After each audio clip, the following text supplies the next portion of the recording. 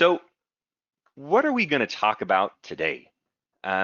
Well, we're going to talk a bit about some foundational code or some JavaScript foundations that we're going to help leverage in our applications.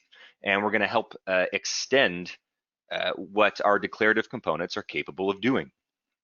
Now, as I was building this, well, I guess I'll get to that in a second. So the foundational components that we're going to look at, we're going to understand what exactly is a callback and how to use them. We're also need to look at what exactly is closure. From there, we're then going to go ahead and take a look at the actions interface that Apex provides, and then some tricks and tips that we can use to kind of make those actions available globally throughout our application.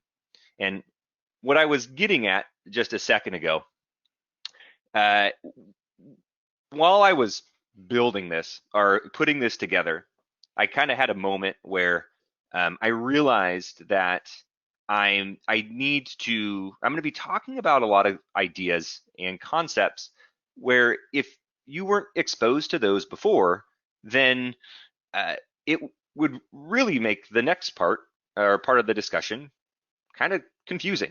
So the first bit of discussion is not going to be specific to Apex or APIs, but they are essentially a requirement to be able to use many of the APIs that Apex provides.